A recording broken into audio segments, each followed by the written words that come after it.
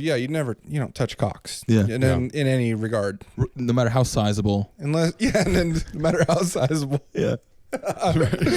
Very true. Good point. No matter how loud the little devil on your shoulder is yelling, you just don't do it. You want it. You say no. Yeah. You don't even have to like measure them for like, record keeping or anything. Oh my god. Oh my god. Permanent file. Death certificate. There's a spot on it.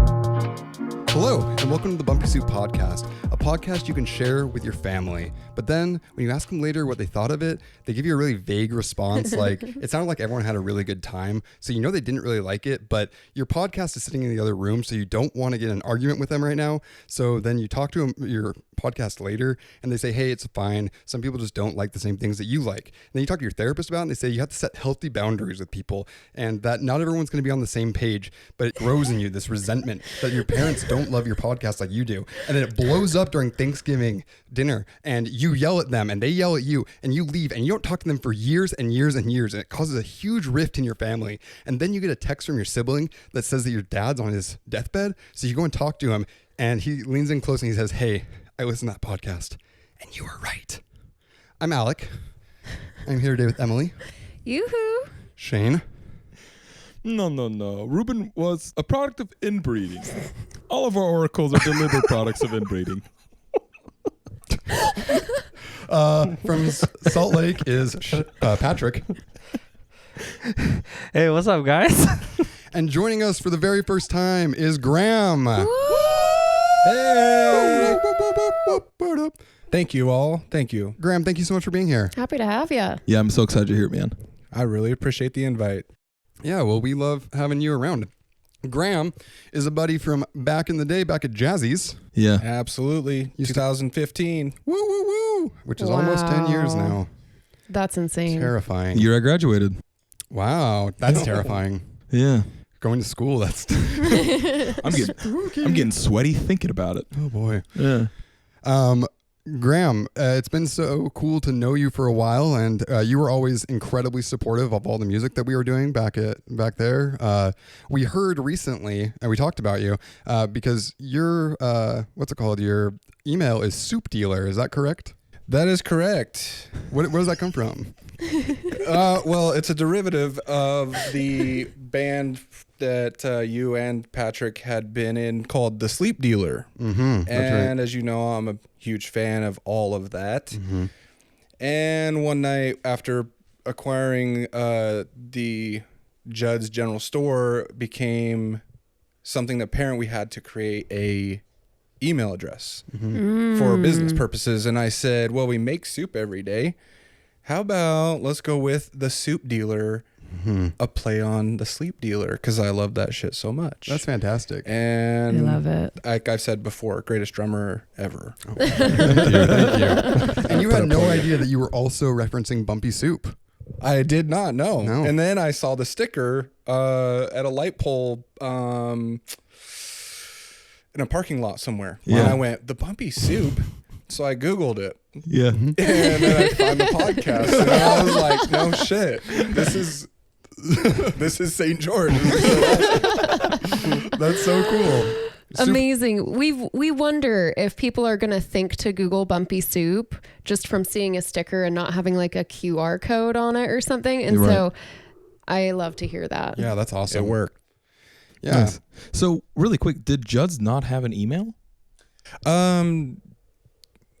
Long story short, no. Previous owner didn't really, had used his personal email, and it was his. And so I decided we're not going to use his, of course. Yeah. So we created our own for vendors and different things, and just for the sake of having our email, because we got a new computer, new stuff, started a whole new thing, new iPad. The man's personal email address was not included in the business purchase. I see. Yeah. Yeah. Yeah, so Judd's has been around for ever and ever. It's a staple of downtown St. George. Like 200 years, right? 112 years, Wow. July 3rd. So Yep. how did you come into owning it?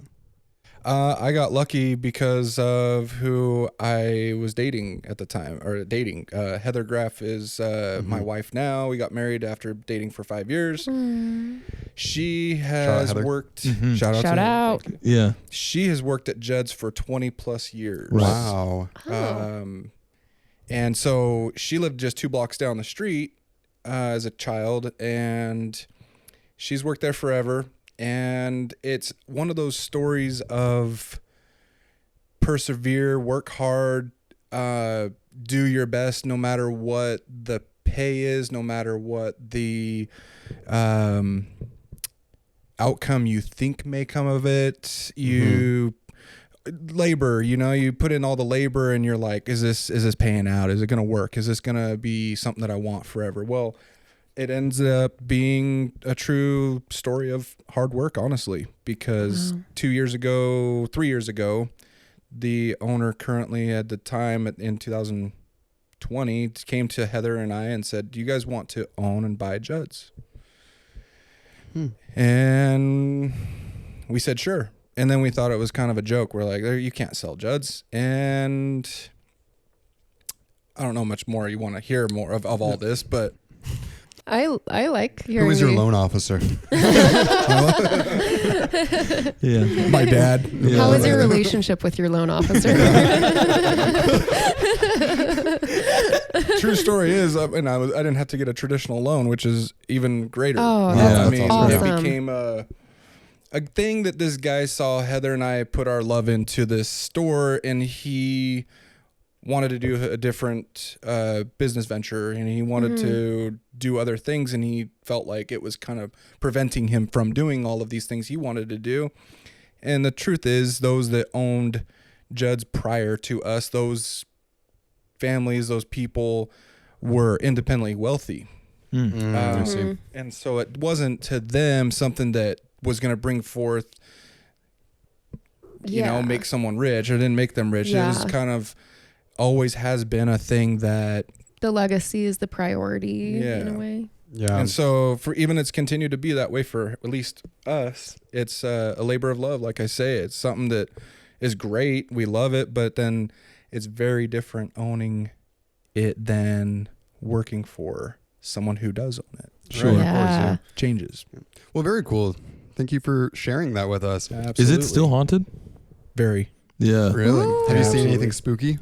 Not at Judd's, no. Oh. So when I was a kid, I went to a daycare called Dixie Kids. That sounds familiar. haunted.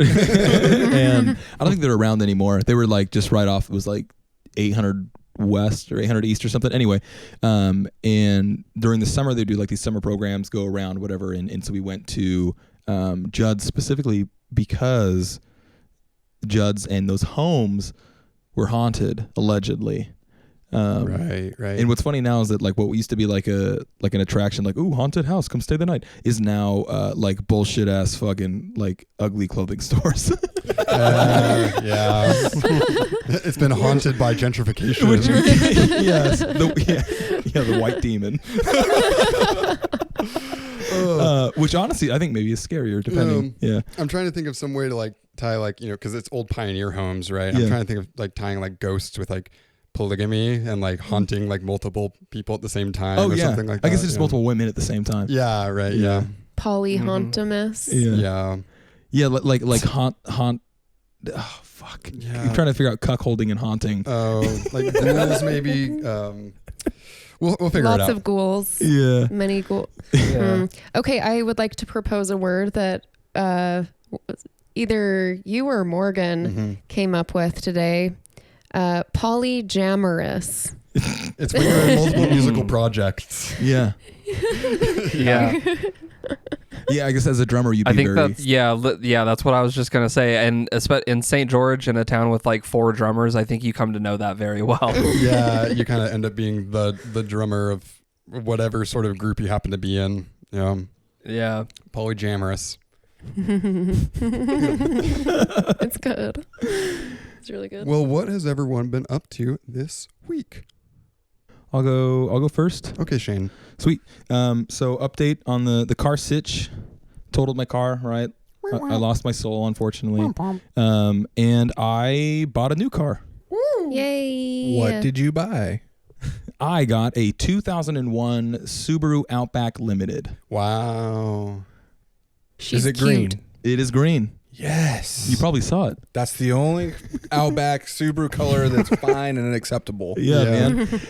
I'm hyped. You know, it's significantly older than my previous car, but it had less miles and it was within budget, which was, I guess, the budget is what determined the whole purchase anyway. Yeah. But a couple weird things about it. The day after I bought it, the check engine light turned on, Uh-oh. and I was like, well, I mean, could be a coincidence. It's over 20 years old. Like, Yeah, that right. happens. Maybe, yeah, the day after, right? That's fine. The day after that, the clicker stopped working. Oh, the key fob. Key fob. Yeah. Replaced, Oh my replaced the God. battery. The brand new battery didn't work.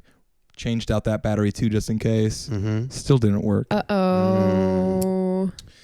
Day after that, it started to smell hot Oh. when I was going anywhere. Yeah. The day after that, What does hot smell like? you know, let me think for a moment. I'll tell you. Hold on a second. He's summoning his So- scent memory.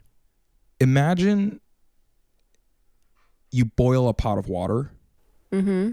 and you put that pot onto something that is not the stove or specifically heat proof. Mm. Oh. And it doesn't Okay. quite burn anything, but it smells hot. Uh-huh. I see. Right? Yeah. The day after that, the AC started being weird. Like it kind of kicks on, kind of kicks off, like it's going the whole time, but everything inside of the car that is electronic or lit up by lights is directly related to the throttle. So if I'm gassing it, everything in the car gets brighter. When I let off the gas, everything gets darker. Oh. Wow. Yeah. So kind of a weird car. I haven't had that many problems or anything that was like that quirky and weird ever in a car. Yeah. Maybe it's haunted. I So, was gonna well, that's just what I was suggest thinking, that. right? Wow. Is that there's a good chance it was owned by old people. Mm. So it could very well be the ghosts of the previous owners potentially. Right. Yeah. Yeah. Car seance, perchance? I haven't even thought of that. I'll have to. Yeah, maybe we'll work on that. Do you have your... Have you busted out your crystals yet? No, I haven't. That was the question. That's what Right. I was going to So ask. I still haven't been. I haven't been able to emotionally handle going through the box of stuff from my Kia Soul yet, Mhm. which happens to have some, all of those things. So Right. I wonder not if the yet. crystals would help your car. probably actually, Yeah. yeah. You know what? Maybe I'll do that. I have an appointment with Subaru, but maybe I'll cancel it. Put some crystals in first. Are any of your crystals Yeah. oil mechanics? Well, I'm pretty sure that fuchsite is good for that. Oh. Yeah, I'm pretty sure. Mm. Yeah. Oh. Yeah. Were there any classic Subaru stickers on the back of it, like "Go Explore"? or anything? No.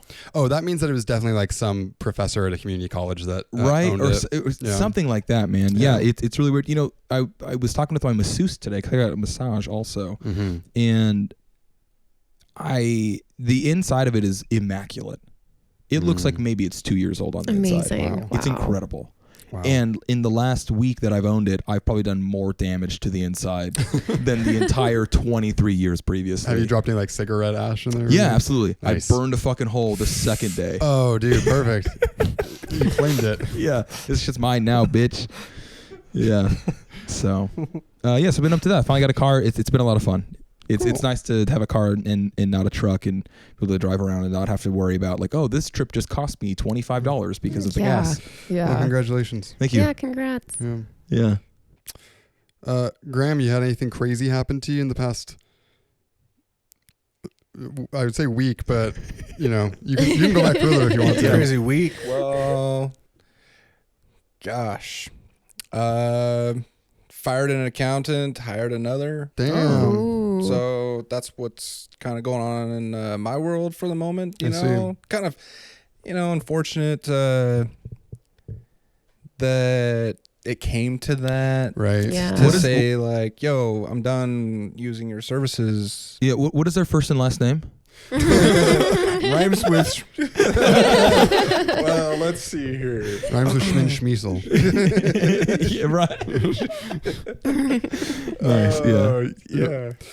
Yeah, damn. Well, never fun to fire people. No, and that's the other side to owning and running a business, that you have to have those that you trust to do things, because I actually unfortunately have to do that kind of unfortunately often to let people go.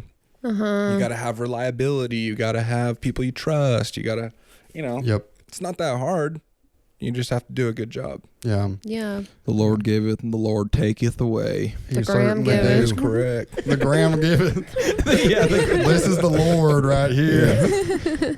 Speaking of car problems, I bought myself a car at Christmas time, and it's a BMW. Oh, you fucking idiot. I know. Exactly, right? Okay, thank you. Thank you.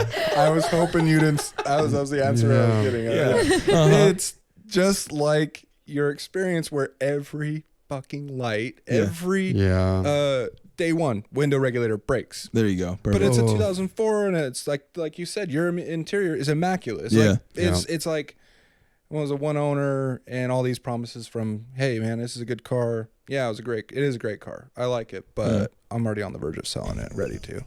Anyways. Yeah, one of the best parts about buying a used car is immediately ruining all of the goodwill that the previous owner put into it.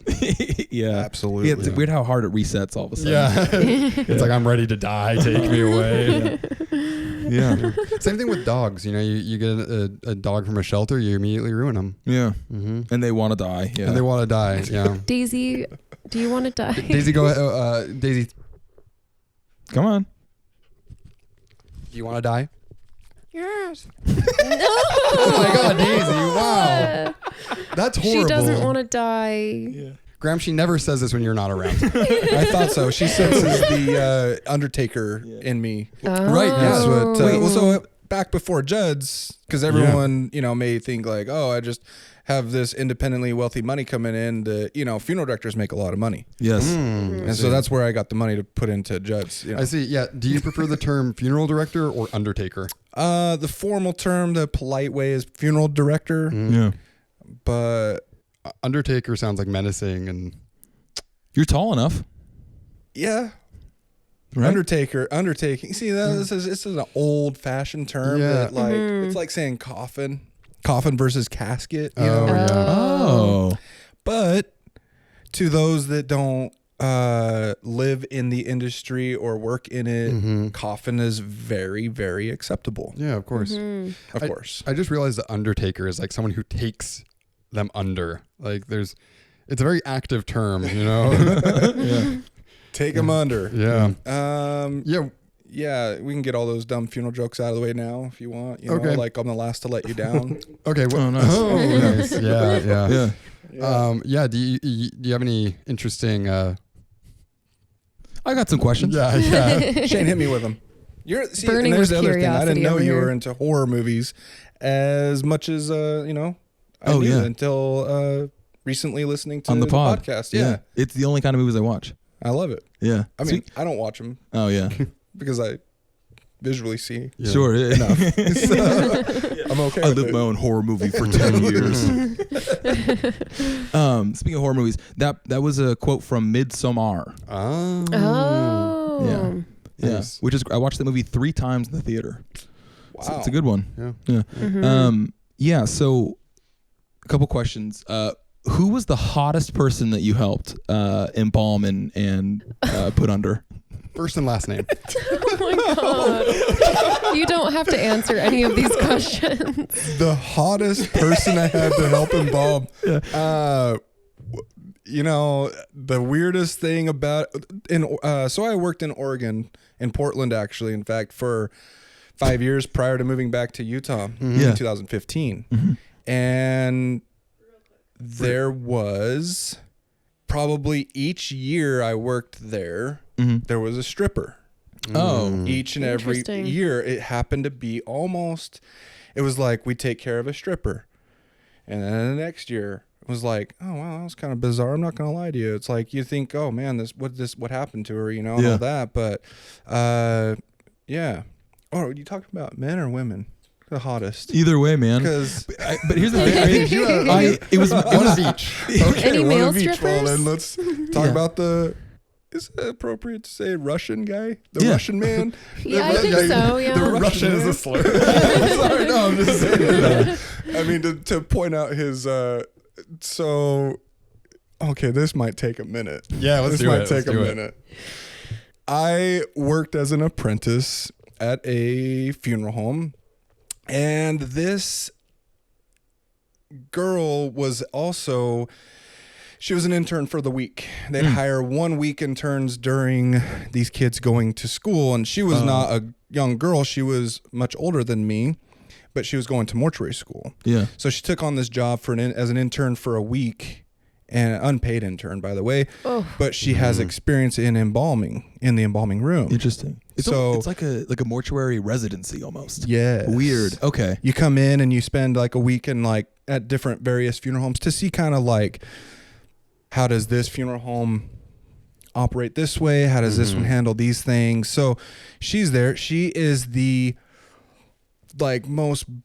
she's as big as me. If in fact she's taller than me. Hell yeah. True story. She's How tall are taller you? than me. I'm 6'5". Okay. Yeah. So, and her name It's fine. was Lauren, and she wore big hats, and she'd come in and she was just like a heavy breather. She's like, oh, it's hot again, comes in from outside. But I walked out into the makeshift doorway of the prep room where the embalmings take place, and she had this Russian guy's cock in her hands, washing it with both hands, washing it. And I went, what the fuck? I shut the door immediately, and I went into the office and said to my boss, please go out and tell her to stop doing that. Where in mortuary school is that ever taught? Nowhere is it ever taught. Wow. So It must be a Russian thing. Yeah, really quick question. I'm just picturing his spirit like sitting in that room being like, Oh fuck! I'm gonna embalm. but except in a Russian accent. Yeah. Oh, I can't do it. Let me try this. Yep. Oh fuck! Nah, that's kind of rough. I don't know. I'll work later. Yeah, there's something. Yeah. So yeah, actually, that begs the question: what is proper mortuary cock etiquette? thank you for asking, Alec. That is a very good question. Thank you. Yeah. Proper mortuary etiquette. What I was taught, which was by my father and my brothers, is you cover their areas with either a cloth, a paper towel, you'll see in like shows, they have like a sheet draped over them, and that's fine, but you can't so in order to embalm, you have to massage their body parts, like legs, arms, hands, because what is visible for viewing purposes is your hands and your face, right? Right. Clothing is all done, you're dressed, so no need to try to, although you do want to massage in a way to get fluid to every extremity, fingertips, toe tips, and all that, so you're kind of like doing that process, but nowhere, and I mean nowhere, okay, there's another story to that same intern. So nowhere is there any reason for touching anyone's privates or ever. Like there's just no part of that. So part one was that. Yeah. I'm like, are you serious? And so yeah, you don't touch cocks. Yeah. In any regard. No matter how sizable. And then no matter how sizable. Yeah. Very true. Good No point. matter Good how point. loud the little devil on your shoulder is yelling, you just don't Much do as it. you want to. You say no. Yeah. You don't even have to like measure them for like record keeping or anything. Oh my god! Oh my god! Permanent file. Death certificate. There's a spot on there for that. It's on the backside. Backside the little cool stats. Oh my god! Part two to that. 3 days go by, and I'm working funerals with her. It was just like it was a nightmare of a week. But 3 days go by. She's embalming a woman, female now. in the process of embalming on the prep table, you have water going constantly for just washing, sanitizing, for, again, when you're massaging parts of the body to like, for blood flow. Here's a female on the table, and yes, you're gowned up, you have gloves, you have a mask. She is embalming this gal with me, and she proceeds to enter 4 fingers into this deceased woman's vagina. What the fuck? And out and in and out, and says, I quote, "Looks like Aunt Flo's back again." And I said, "Lauren, please, for the love of God, stop what you're doing right now." Oh. And I said, "I actually am going to take it upon myself to ask you to just, like, I'll take care of things from here, because I had experience doing some things, and I'm under my boss's supervision as an intern, an apprentice." She was the intern. Even talking about this right now, like, it's got my, like, things boiling, because I looked at her and I said, "Just stop, and I'm going to ask you to just go away, like leave permanently, like go." I said, "Nowhere is that ever taught in the funeral business, in the school." Yeah. And Oh my God. any regard.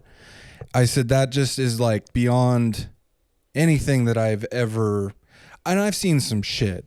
Like, I mean, I've seen some shit that, there's old school ways of embalming. I've seen ligature, sewing thread through women's nipples to hold their breasts up for like presentation for viewing. And that's like I called my dad one day up. This is a sidetrack sorry. Called my dad up, and he says, "That's old school. That's not practiced anymore, ever."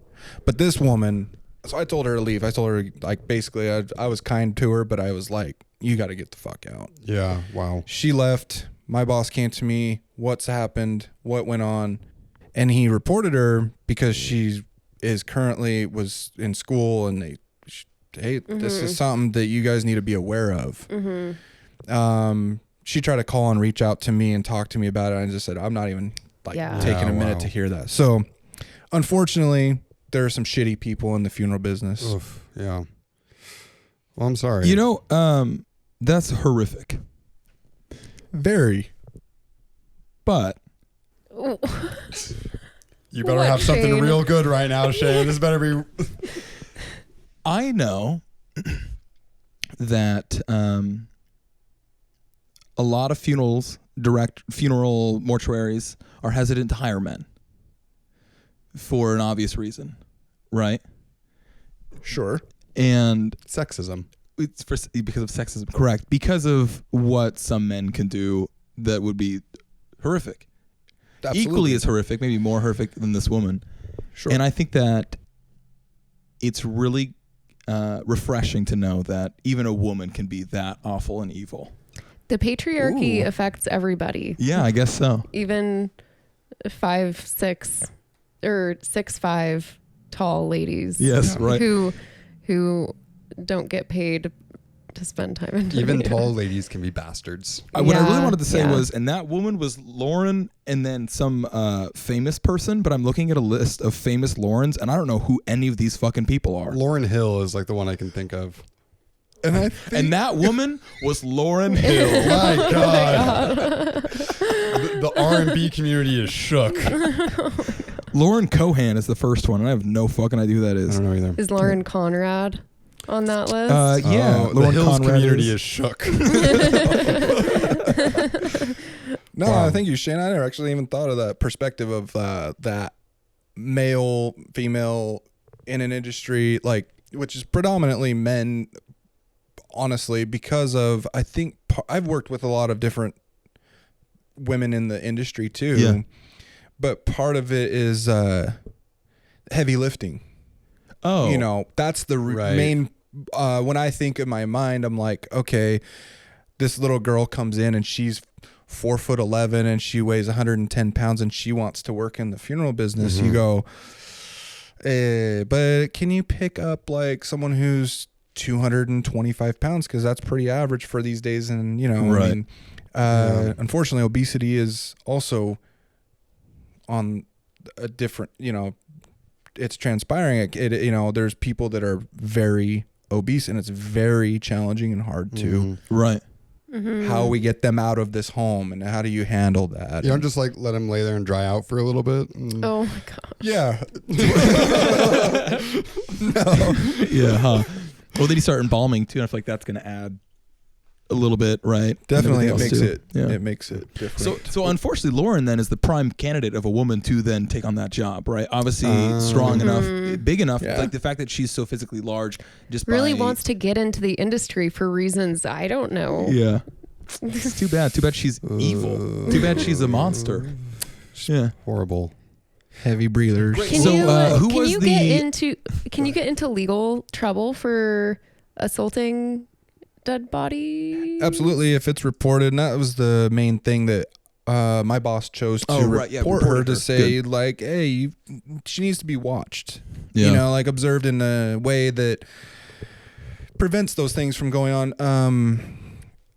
All my stories reflect in when I worked in Oregon, unfortunately, because there was just some of the most atrocious acts or things that I ever saw. Yeah. Like that took place. I mean, one, I got a kid fired because he was touching a girl's breast, and I was like, yo, like, I was like, you're not doing that. And the funny thing about, not funny thing, I shouldn't even say that. The bad thing about that is that same month, there was a funeral home on the other side of the river in Washington and Vancouver. They let go a kid for the same reason. Crazy. And it's like, is it happening more often? No one reports it. I don't know. You know, but yeah, you can read people. Yeah. So is Oregon. So do you blame the liberals? And well, Oregon is surprisingly yes. conservative in most areas. Yeah.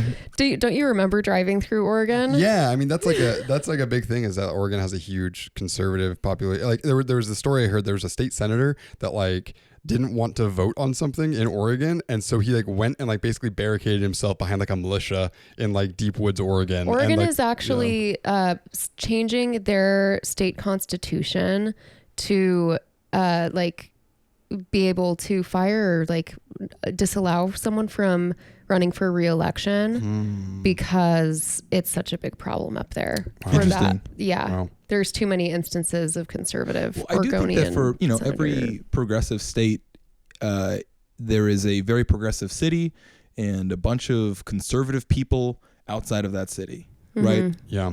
Because it's the same thing in Washington too. Yeah. I've got a question, Graham. What So you got? with like your 16 years of experience in the funeral industry, do you know what your like preferences are for how you want to be buried? Do you want to be Good like question. set aflame? Do you want to be at the inoculated stake? with mushrooms, buried I under a tree? Do literally you have just preferences? told my wife today, I don't think I want to be cremated anymore because I hate the fucking heat. Oh, let's see. But see, So what, you going caveman style? Getting yeah, frozen? let's freeze it out. Cryogenically frozen. What's that guy? That famous You're thinking of Encino Man. oh no. yeah. Fraser guy, right? Yeah. He was frozen. Right? You're thinking of Mr. Freeze from the Batman series. Mr. Freeze. That's the guy. Yeah, he became governor. He did. That's right. Respect. But yeah, so what do you want to like do just a kind of traditional? See, I'm always back and forth on all of it, and there's some new things coming out that, you obviously have the two options, burial or cremation, and I like the idea of cremation and then blast out of a cannon like Hunter Thompson, that guy that just, it's amazing to me, like blast me out of a cannon. Is that what Fireworks. happened? No, yeah, he got himself cremated and then shot his ashes out of a cannon. Yeah. Okay, so you can't just be like, Nice. load me up into a trebuchet and just launch me into the ocean. I'm just thinking about Danny DeVito's line in It's Always Sunny. When I die, just throw me in the trash. Oh, man. That's a good one.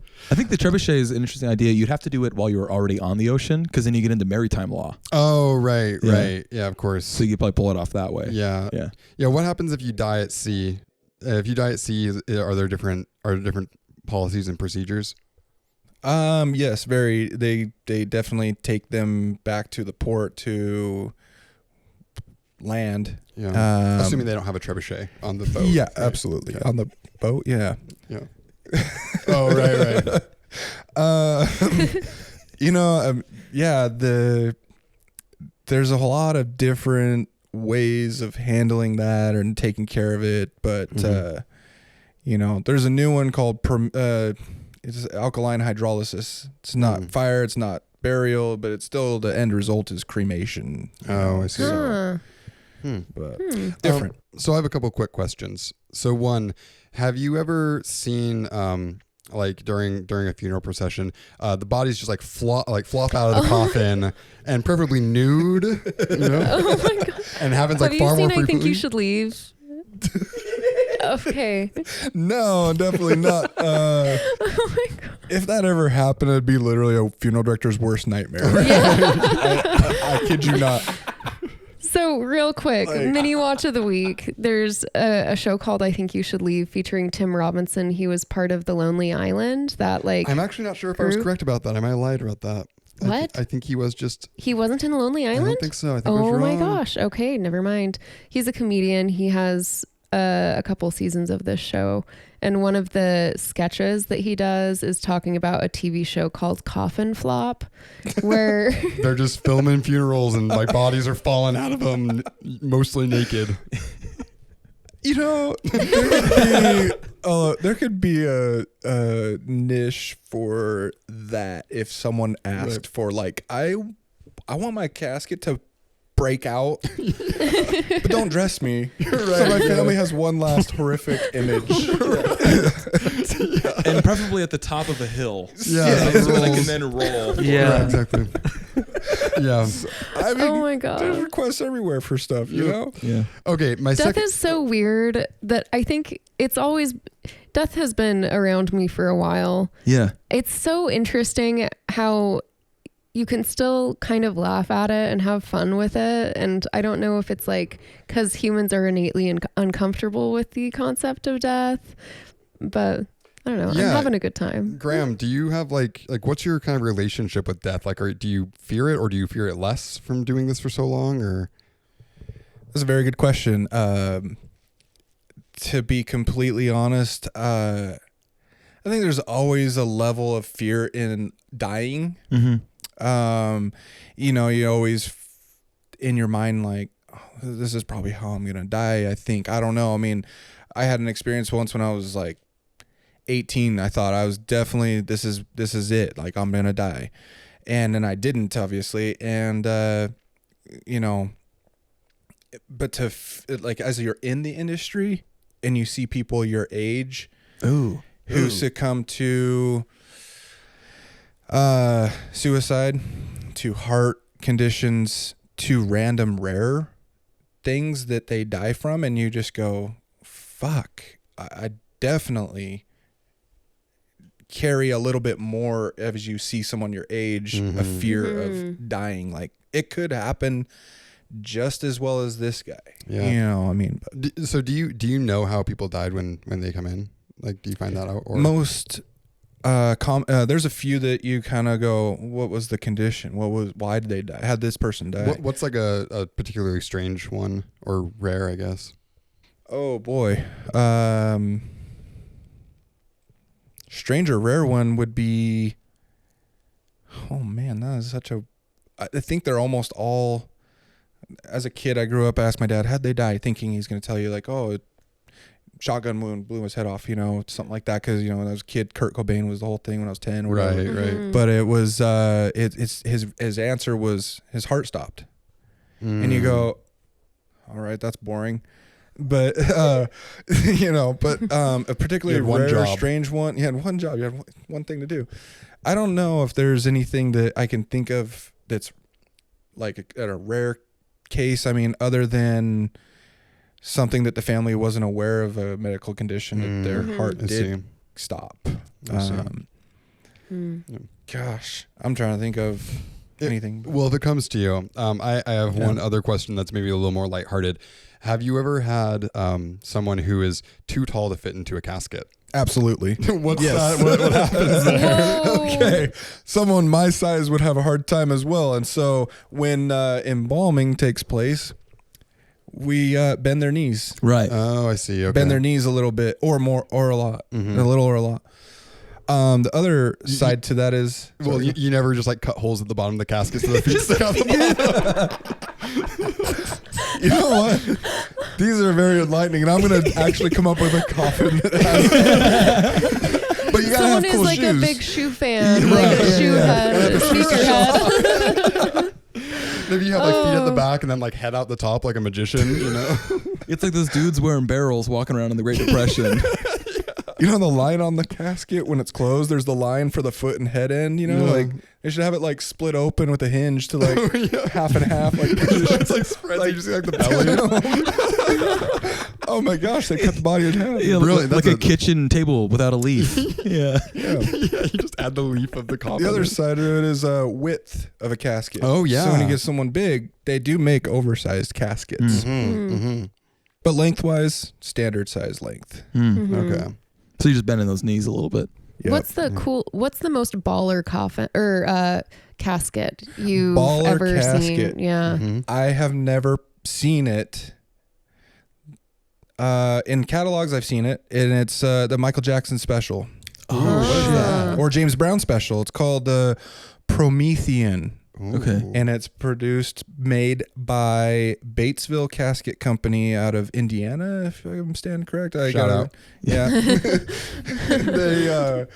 It is a 24 karat gold Oh, casket, right. solid Goddamn. gold, pure gold, the whole casket in the velvet interior, and you can choose purple, blue, red. But the whole thing shines, and no one can touch it without having gloves on. Crazy. Crazy. What's that run like? $95,000, $135,000. Depends on the funeral home, but like a standard mortuary cost is about 35 grand, Okay. 30 grand. Yeah. Wow. So So it's not too crazy. not too crazy. no. Considering the numbers I just said. Yeah, absolutely. Yeah. Could you get like a smaller version? Like you just like tuck their knees up onto them, so it's just like a half size one, you know? Yeah. little The Prometheus Junior. It's for kids, but Oh Yeah. no. Oh yeah. or Promethean. Sorry. that might be a thing. Yeah. Junior. Yeah. Did Prometheus ever have a kid? I don't know. You know, I don't know either. I don't know. Patrick, do you have any questions? No, All right. no, I'm just fascinated learning. Wow. Yeah. Patrick, how do you want to die?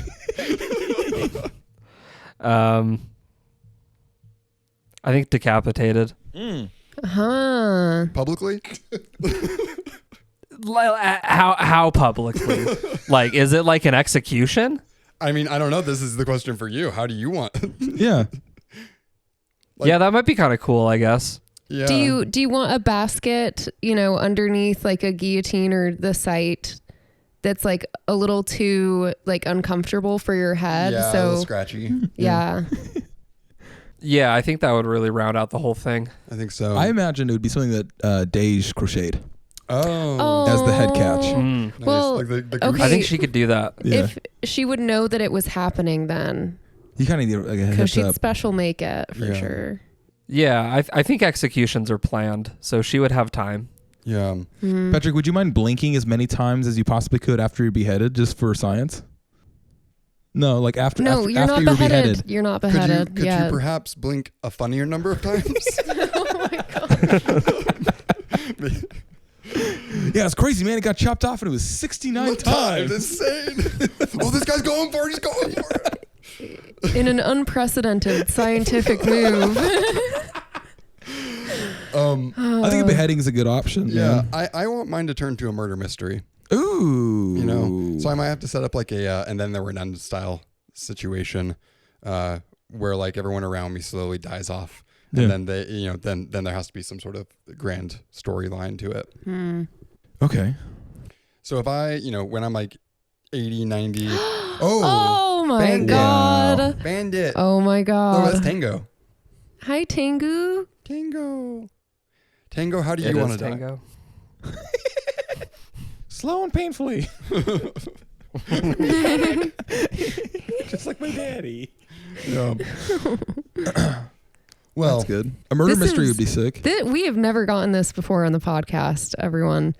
We've had a cat show and tell moment before, but never That was a this up Patreon close and exclusive. personal. Oh, yeah, it was. You're right. damn, Tango. Showing it off. I love how he has like a circle on his side. Yeah. Yeah, he has a target on him. Yeah. Emily, how would you like to go out? I don't know. Haven't thought about it. Okay. Hopefully like old age. Just in your sleep? Yeah. But like after taking care of my body very well for my entire life. So you're it's like not 112. Yeah, I think so. Yeah. Yeah. Nice. You want to just dissolve? Yeah. Shane. I want to get abducted by aliens. Oh, yeah. Well, will you die on the abduction up, or are you just saying like I would disappearance and death? just be considered dead at that point. Okay, I see. Yeah. Mm. You might not actually be dead. You know, Sure. you might be in the alien. Well, my hope is that I petting would zoo. then transcend this. Well, Right. They'd be like, we're finally bringing our boy home. Yeah. That's right. And Yeah. something. I get Yeah. on it. I see my dad. Yeah. Oh, there you Yeah, go. of course. Yes. Hey, I've missed you so much. I'm so sorry. It's been so long. Yeah. He's like, welcome. It's a party up there. Yeah. It's like a black hole, so like no time has passed. for Oh him. yeah, right. Yeah. He's actually still there from when he had that dream. Yeah. Interesting. It's just been a body double the whole time. Wild. Can you imagine if you were an alien that was sent down to Earth to like infiltrate, and then you just became a drug addict?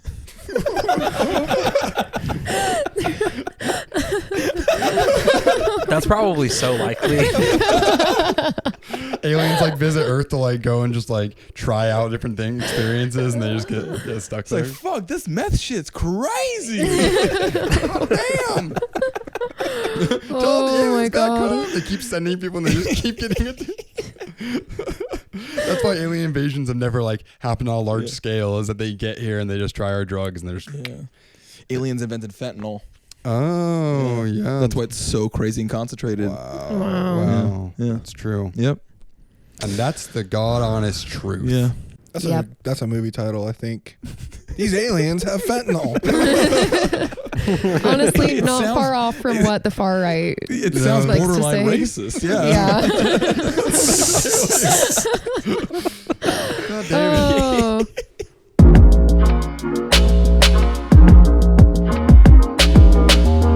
Okay, it's time for 60 seconds of Morgan. Hey.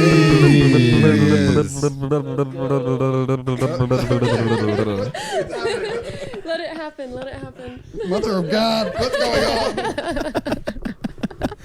Hey guys, what's up? Hey, Morgan. Hey. Oh, What you all doing right. here? So here's what's going on. I'm upstairs while y'all are doing this. Hi, doggy. I am working on a song called Slonk right now for our new album, Bumpy album, Bump It Up. Bump it up. Bump it up. Yeah, so I just discovered this like cool thing. I'm like messing around with the drums, right? Trying to mix them, make them wide. So I try this thing where I take the snare track, which is picking up a decent amount of like high-end stuff too, you know. So I take that, I duplicate it, and then I put a filter on the snare track just right above, like, I cut it off right above, like, 700 hertz. Nothing above that comes through the snare track, right? Pan that a little right, and then take the duplicated version and then do the opposite, right? That one has just the high end of that track. Oh, Pan that left. And it sounds huge. wow. Cannot Yeah, wait That's to really hear it. cool.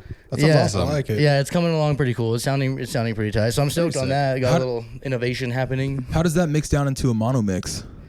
I'm not sure yet, but you can run it through a mono and find out. That's for sure. I mean, I feel like it still makes sense. yeah, I think Right? so. Yeah. Yeah, It, okay. It sounds good in the headphones, man. Like, yeah, it's working out. We'll see. Sick. It's slonky. Shane, Fuck we're not making this for people with just one ear, you know? Ableist. That's terrible. Yeah. Anti-Italian, anti-one ear people. Yeah. Yeah. You got to have 2 ears to enjoy Bumpy Soup. Anti-Van Gogh. Yeah. Well, Morgan, do you have a story to tell us? Yes, I do. So Yeah. this last 4th of July, we were all gathering here at La Casa, La Casa de Bumpy.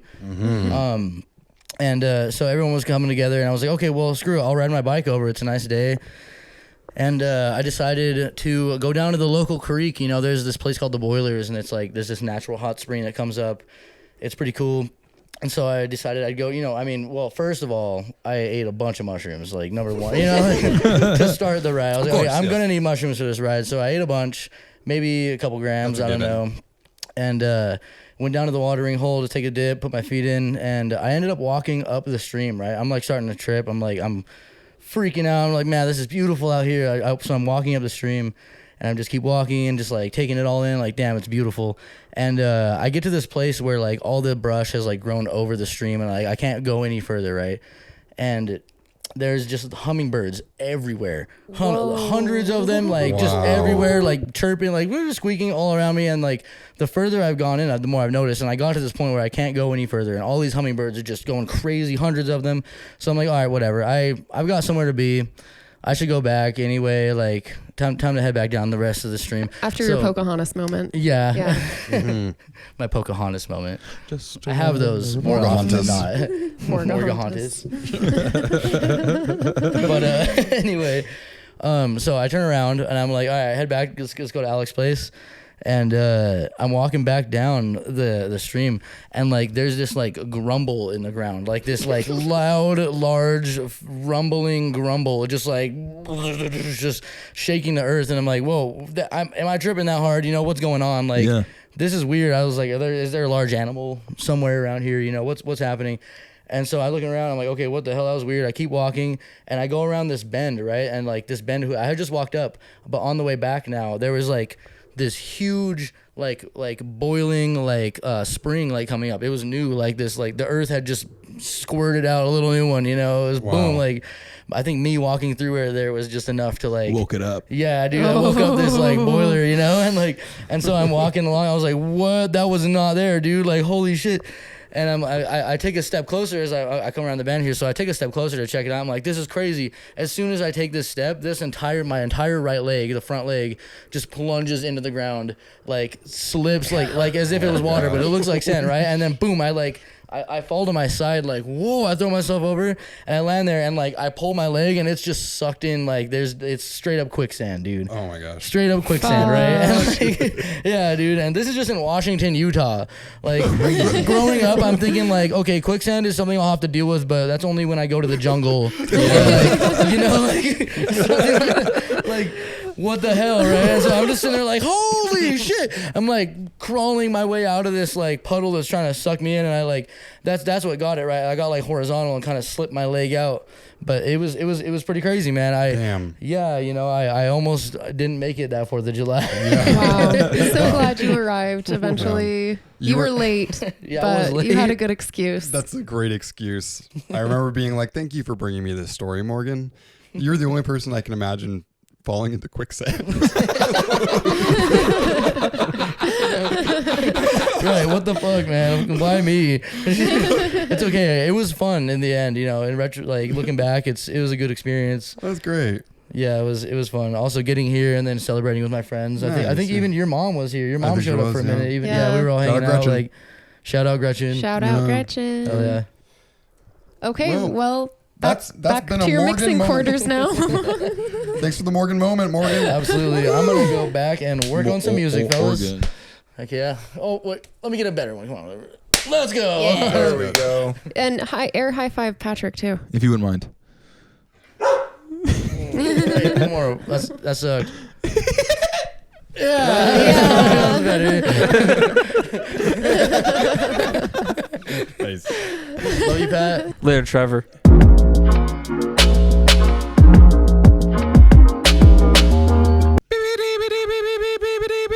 Oh my gosh. Coming in from our field correspondent, Aqua Supreme with the Bumpy Scoop. Aqua, what's going on out there? Hey, what's up, guys? It's the Bumpy Scoop. Here we are at the show.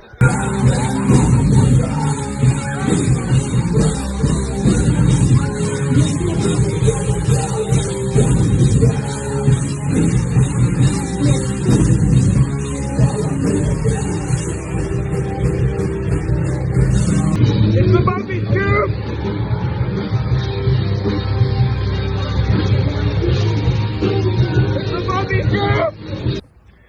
here we are walking home from the hardcore show. What did you think of it? It was a lot of fun. Really cool. Yeah, it was sick. Check out Absolved, Hardcore, and Mandalore. There's also Mountain Meadows and Flower House, which is the local St. George band. So pretty sick.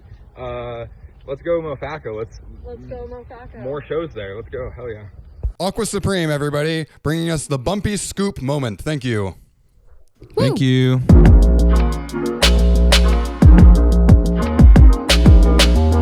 Hey, well, we're on to our final segment of the podcast, the Watch of the Week. Watch of the week. The Watch of the Week. Come on, bitch, watch it. Woo. The Watch of the Week this week is Platonic, Season 1, Episode 2, Gandalf the Lizard. This is a show that Graham brought to us. So, Graham, how about you tell us about this show and this episode? All right. Of course, it starts out with a strong cast because you got Seth Rogan, you've got Rose Byrne.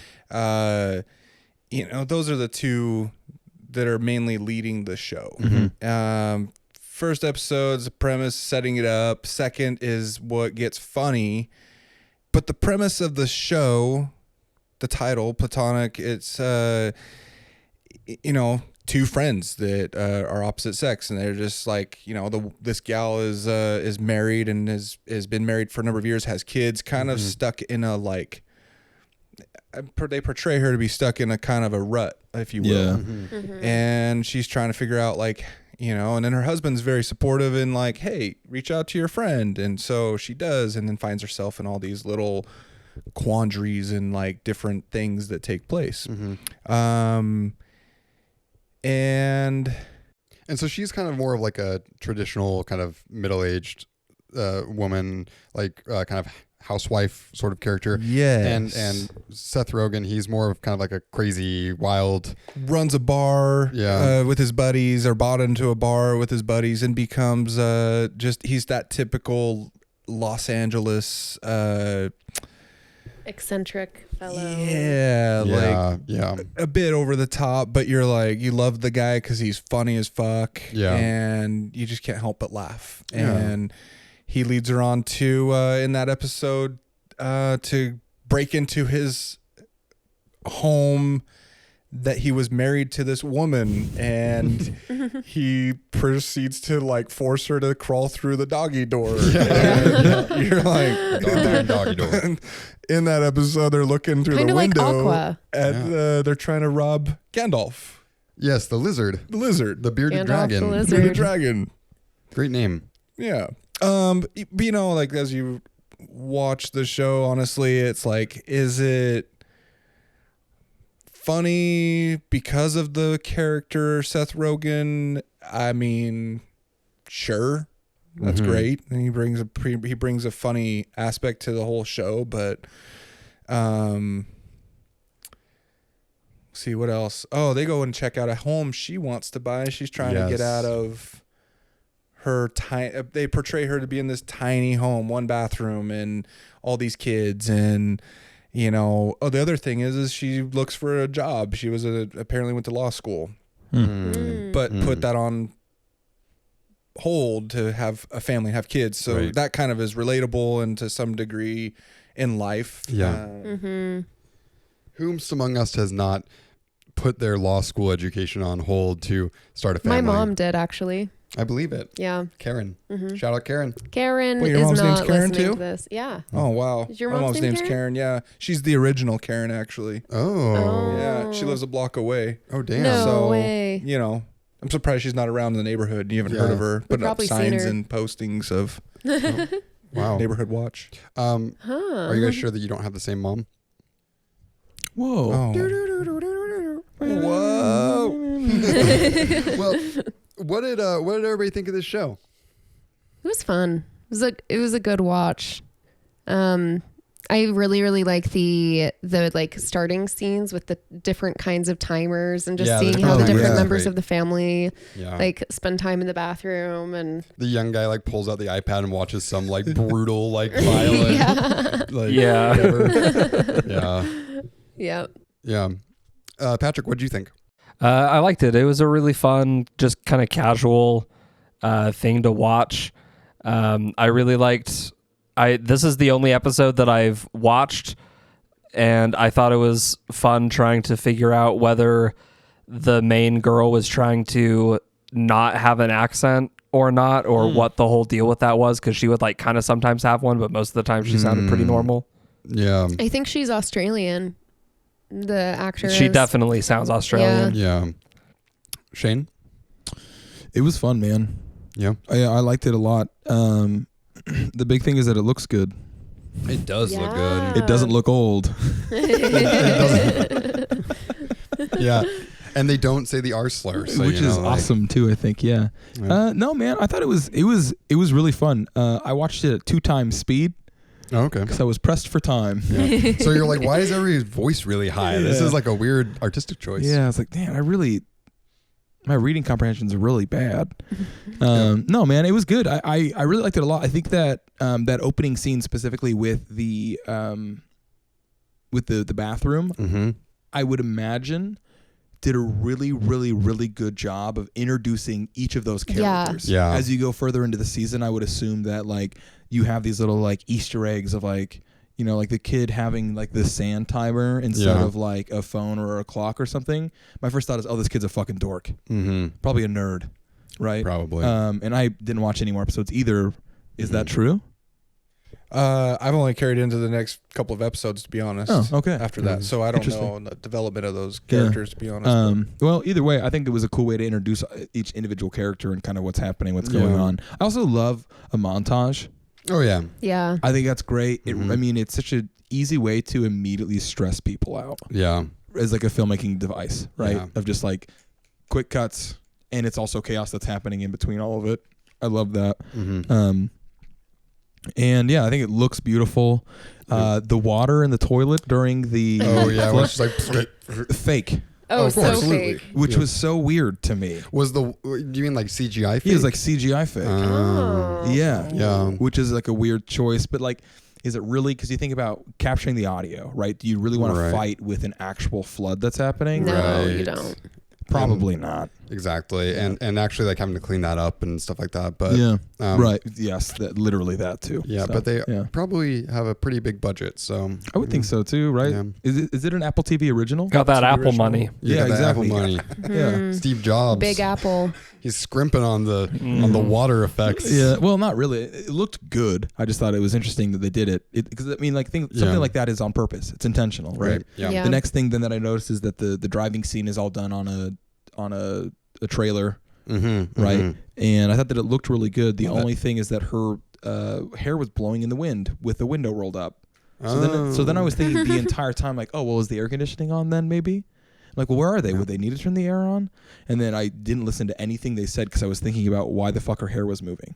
That's crazy because like I watched the director's cut and he specifically mentions on the commentary that he wanted the scene to be about her hair moving and not about their actual conversation, which is kind of crazy. Like, he killed it. Yeah, did it. Yeah. I mean, Alec did not watch the director's cut. I don't know if there's a director's cut. Yeah, he knocked it out of the fucking park. Wow, amazing. I loved Seth Rogen's fit. Oh my in god, this. yeah. It kind of makes me think of Patrick a little bit. At least with the bucket hat. The bucket hat, yeah, I feel you. I also like haven't seen much Seth Rogen stuff since his heyday, you know? Yeah. Pineapple Express, of course. Yeah. That's because he's making weed products. It's because he's making ceramics, which is super cool. Yep, houseplant. Yeah. So that was cool to see him act in something. Yeah. Newer. I thought they were wrong about that house. That would have been sick to do a renovation on. The house that they were looking at was like this old assisted living facility, and I think it'd be so dope to do something with that. I don't know. Absolutely. Right? If you had $1 billion in 100 years, yes. Yeah. I do. Oh. No, you don't. Well, then you're right. Yeah. Yeah. I don't. Okay, fine. Yeah. No, I mean, every room having its own little mini kitchen. Fuck yeah, dude. Tight. That is kind of sick. Yeah. Right? Every boy's dream. Exactly. And we all want an alarm that we can hit to like bug everyone and everyone wants one of those like little chairs that goes up the stairs. Oh yeah. You know, that scene where he like makes them like bring it back down. Honestly, pretty good. what I would use that for is like the accumulation of junk that happens at the top of the staircase or the bottom, and I just put it on there, press the button, and then it doesn't even exist anymore. Like laundry, right? And then I think about it later. Yeah. Reminds me of a meme my brother shared with me forever ago, and it says, "This shit is literally driving me up the fucking wall." It's one of those shit. I watched that and I went, "Oh shit, I could not think of that exactly." And then the guy like told him to bring it back down. Like, no. Yeah. What is the line? Can you please bring it back to starting position? And then you just wait. And as soon as it stops, okay. Yeah, So something I was thinking when I was watching this is like, how did this show get made? Like, you know what I mean? Like, what was the pitch? They were like, all right, so it's going to be about two friends that come back together. Like, that feels so, like, if you don't have specifically Seth Rogen, but also Rose Byrne, but like, if you don't have Seth Rogen's character, like, I don't really know what's there as a premise, you know? Well, if I may. Yeah. I'm not a mother of a handful of kids. Right. But it does feel like an exposition on being a mother and like coming back to like real life, sort of, right? Like, it's almost kind of more of commentary on like what happens to so many women, unfortunately, in this country and around the world, where you like take on this caretaker role, this motherly role, and like you kind of lose yourself a little bit. So it almost feels like it's more of like a show about self-discovery or like self-realization post being like a stay-at-home mom. And I think that a character like the friend is the perfect vehicle for that. Some dude who's just like fucking crazy and weird, a like, wonky guy, is gonna bring that out, right? The lust for life again. And that's kind of like my interpretation of it. Yeah, that's a really good point. Take. That's a very good take. Yeah. Thanks. See, I wasn't thinking about the woman in this at all, so that was typical guy. I was thinking about how the dad must work so hard. I'm pretty sure that he is the actor that's also in the movie Bros. Oh, with Billy Eichmann or whatever. Eichner. Yeah. I'm not 100% sure that that's true, but I think that is. But yeah, and I think that, you know, the just the title Platonic implies that it's really about their friendship, and it felt to me like it was also implying that there was going to be that kind of like, oh, can a man and a woman just be friends? Right. But at least in this episode, I never got like that kind of angle impression. Like, it was more kind of I think in the episode preview, there was like a line from the first episode where it seemed like that was something that was kind of focused on. Yeah. I don't remember exactly what the husband said, but he was talking about the friend, and it seemed like the question there was less like, can my wife be friends with a man, and more like, can she be friends with this man? You know, which I think is like a better sort of thing set up, you know? Right. Well, even like the shenanigans they get into, she hangs out late with him, and she reports back to the husband about, you know, like, she went to check the house out and she brings him along as a contractor, right? And then she reports to the husband and says and discloses like, oh, well, Will was there. And it's like, he goes, oh, Will was there, huh? Like, questioning it by means of just like, what, why, you know, why was he there? What did he have anything to say about this home that, I definitely am on board with? I think that as a married man, 40 years old now, that, is buying a home that you're going to renovate with your wife. Home, yeah. In a similar situation, you can see yourself and appreciate that. Like, well, why is this idiot, this flubby idiot, into my world about, as my wife's friend, being like, oh, they're just strictly friends, platonic, whatever, that whole thing. But I mean, I'm not buying a home, but Yeah. Does your wife have a schlubby friend? She does not. Okay. So congratulations. I had to think about it for a second. Yeah. You go through the Rolodex. You're like, I mean, I wouldn't say schlubby. I wouldn't say schlubby. Yeah. Like, what is a schlub, really? Yeah. That's an Aristotle quote. Yeah. I'm interested to watch more episodes of this and see her transformation, because that is something a lot of women who raise families end up going through. Yeah, is definitely. like having to relearn who you are outside of the role you play in other people's lives. You're like Yeah. recentering. An important journey. Yeah. Is that something that gets explored in later episodes? Is her kind of like...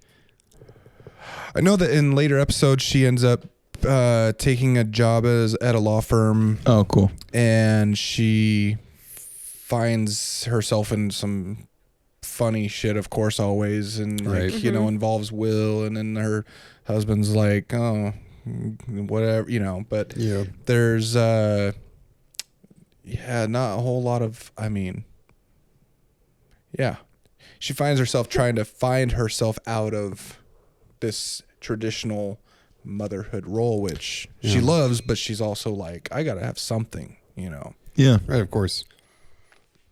So Yeah, I think it's a fun show. I think it's good. To me, it wasn't anything that, like, I don't know if it's going to be a big thing. Like, it's good, like, kind of casual hangout fun comedy that's just kind of there, which I think is great. And I think that there's obviously a good place for all of that sort of stuff.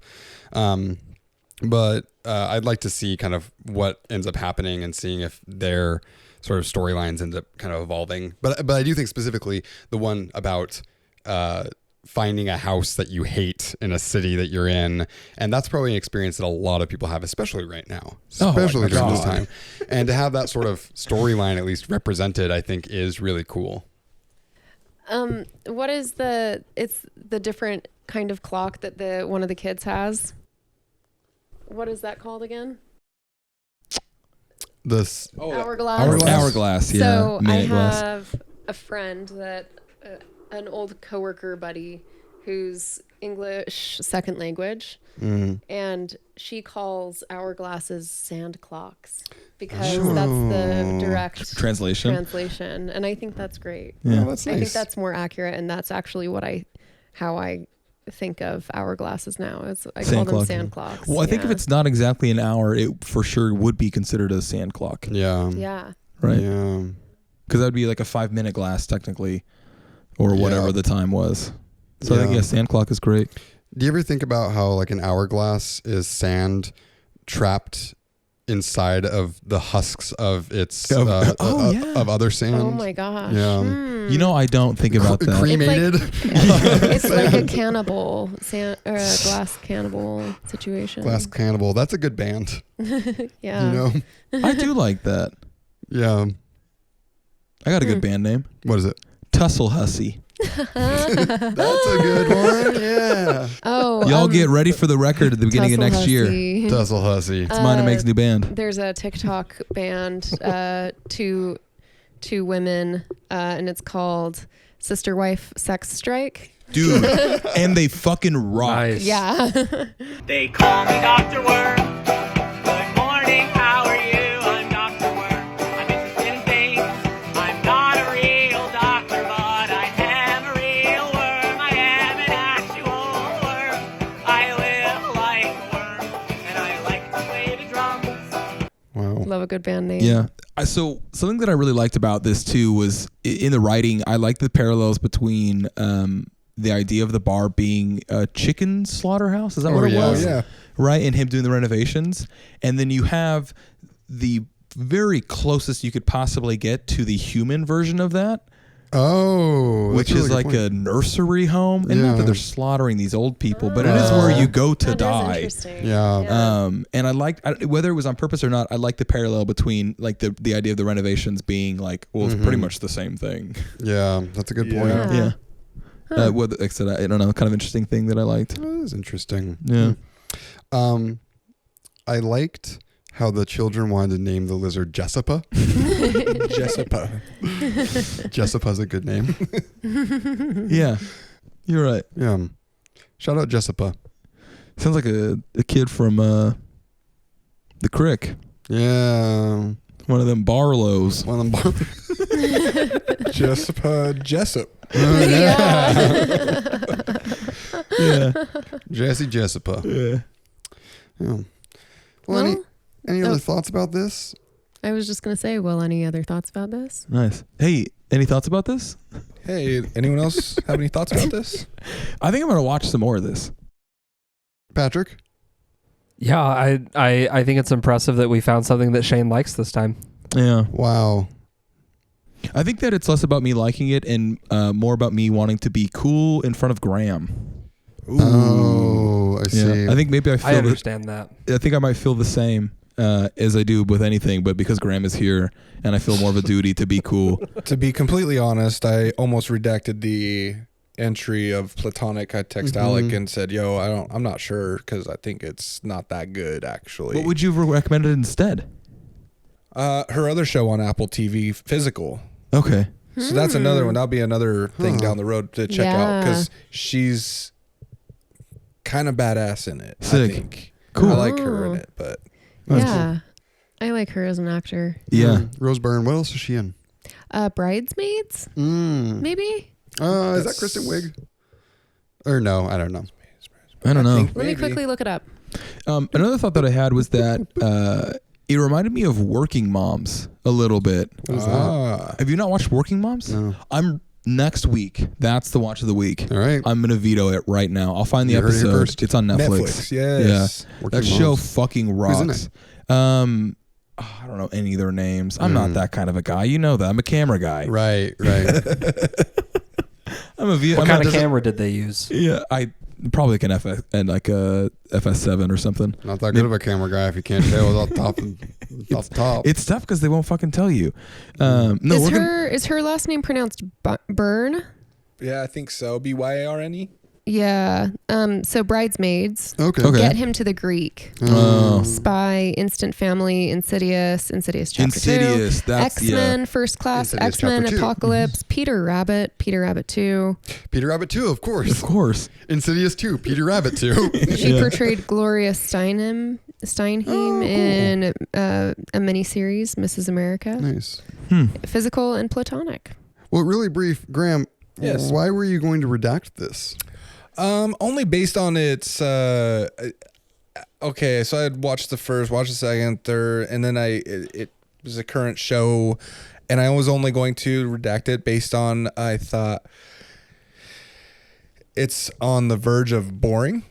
It's on the verge of boring. Okay. But based on and then I thought, well, it's not entirely boring. I mean, I laugh my ass off at it. There's parts that were funny and everything, but like the cabinet door flying open and he's like, that was so good. That was good. Great moment. So surprising to him, like, what? Oh, wow. Yeah. But I thought, man, maybe there's so many other shows that I've watched that are better than this, but so be it, you know. No, Sometimes I think it happens. was a great recommendation. I think a lot of guests get paralyzed in trying to find the perfect show, the perfect episode. Yeah. Because there's like a certain pressure. Yeah. Yeah. To like choose something that portrays them perfectly or like. Yeah. But honestly, don't judge it's a me good on one. that show. Yeah. Is what I'm going to say. Oh, I see.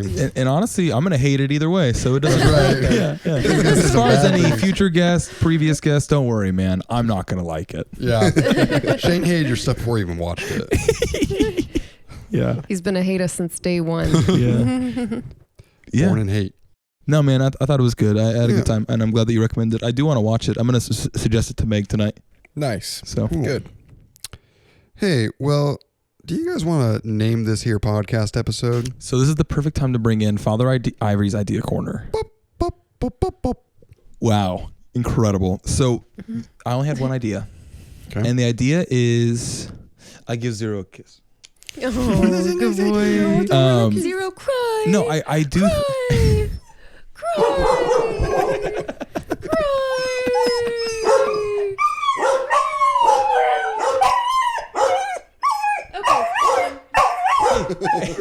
All done. Thanks for that. Sorry, Thank you. I had to.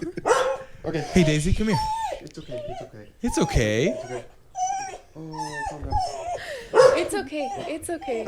Okay, go lay down. Go lay down. We woke up Zero's box instead of Pandora's It's box. Pandora's box. Zero's box. Yeah.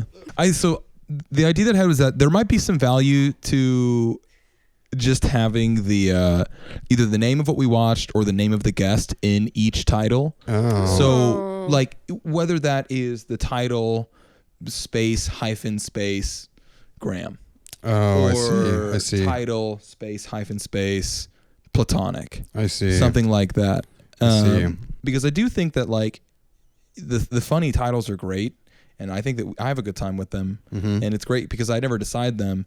And when I get to see the episode title, I'm like, oh, that's a great title for that, or whatever, right? But I do think that it'd be nice, even just for archiving sake, of just like in that title having either the episode and or the guest. I see.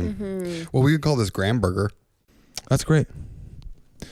I do Golden like that. Graham? Yeah, Golden that's Graham. good too. Golden yeah. Graham Burger. Yeah. That's Yeah, how that's I got pretty good. called when I was a kid, and I actually hated it. But Really? you know, as you get older, you don't really care anymore. Yeah, yeah. Do you have any other Graham-related nicknames? Grandmaster Flash. That's That's pretty pretty good. sick, actually. Yeah, I thought so.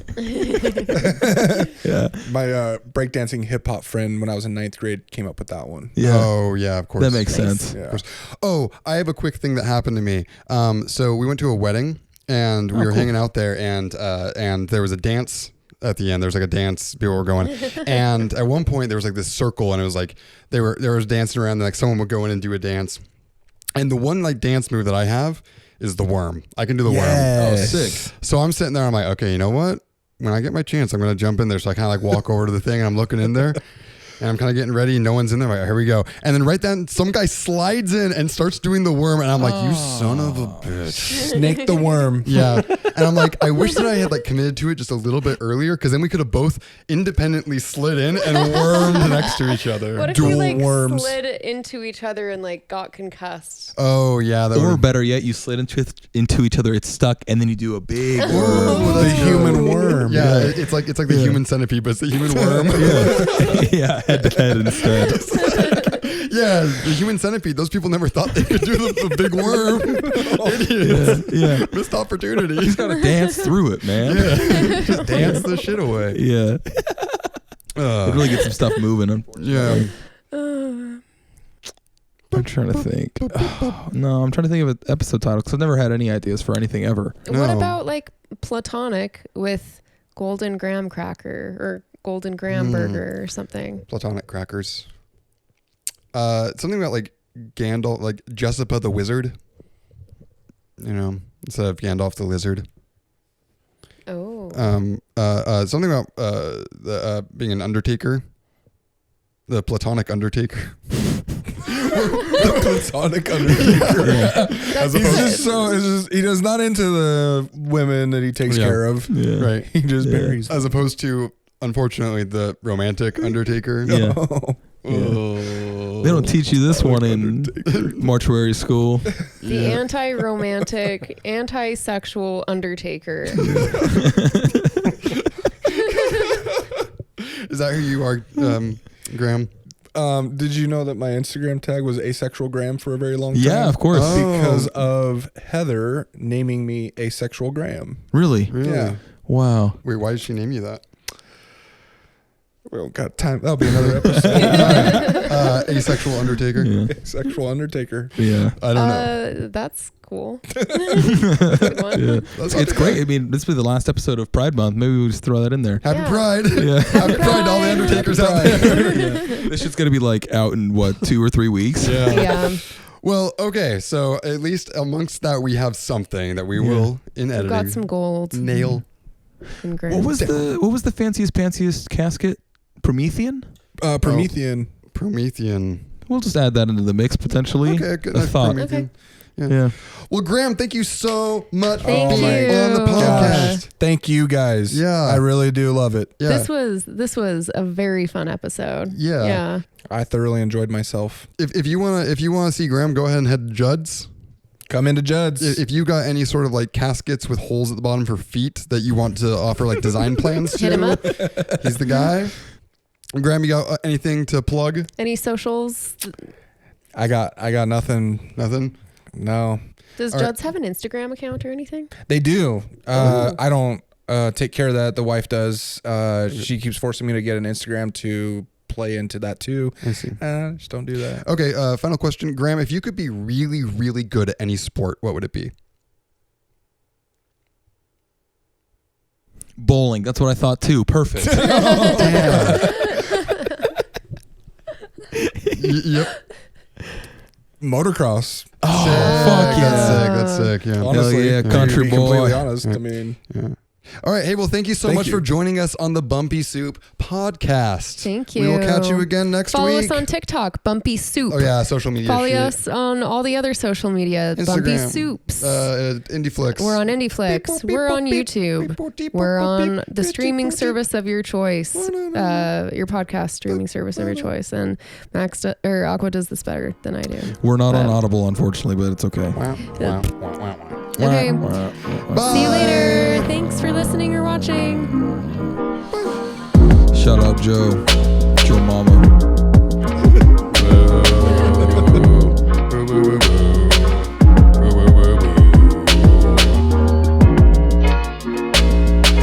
Shout out Joe Mama. That was the same joke, Shane.